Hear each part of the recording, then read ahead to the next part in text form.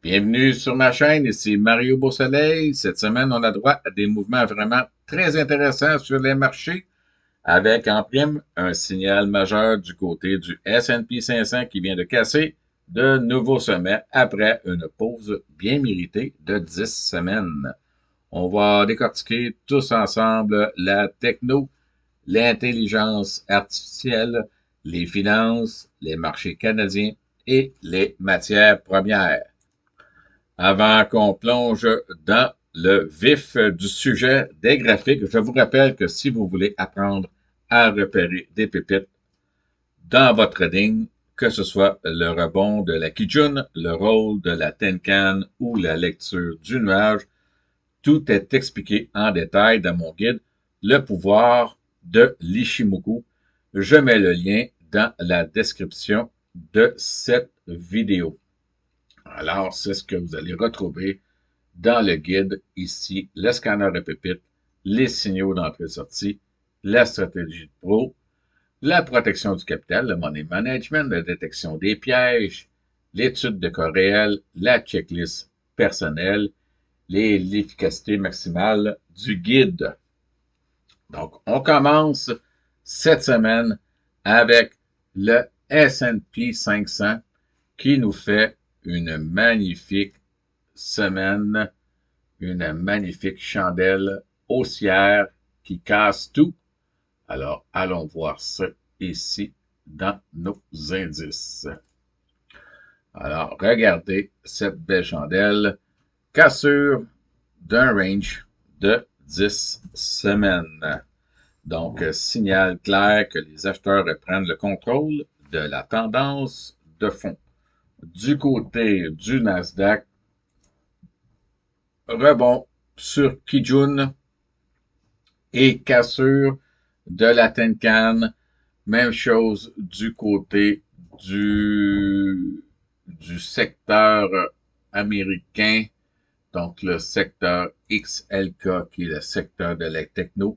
On a la même configuration, rebond de Kijun et retour par-dessus la Tenkan. C'est typiquement le genre de configuration technique qu'on aime voir pour repartir à la hausse. Même constat au niveau de l'intelligence artificielle, on observe exactement la même dynamique de retour, de rebond technique sur XLK. Même chose, la techno de l'IA respire de la santé. Donc, avec l'intelligence artificielle AGX.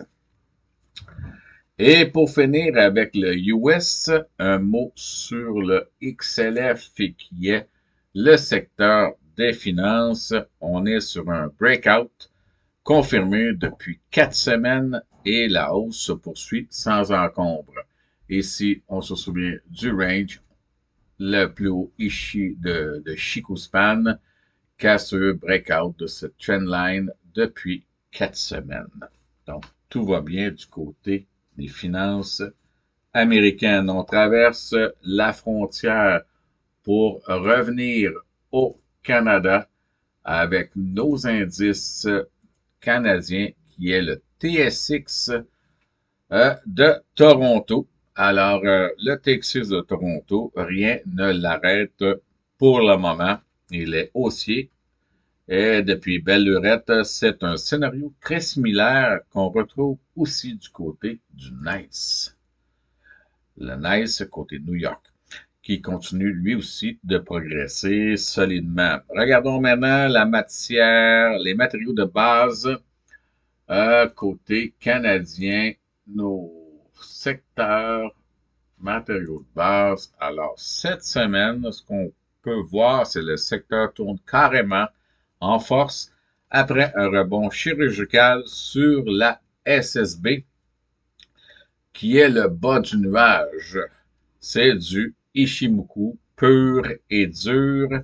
Et pour l'or, maintenant, le XGD, on est exactement sur le même scénario de rebond sur le bas du nuage ou la SSB.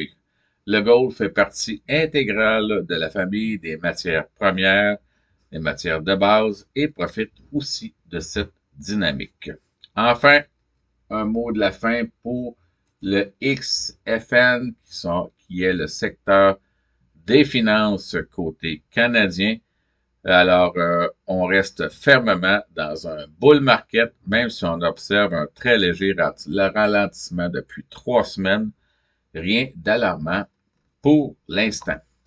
Voilà le tour d'horizon de la semaine des marchés solides, une tech qui rebondit là où il faut et un S&P 500 qui donne le momentum d'un nouveau bull market. Alors, tous ces scénarios que nous avons survolés ensemble, vous pouvez les identifier par vous-même et les maîtriser grâce à mon guide, mon livre, Le pouvoir de l'Ishimoku.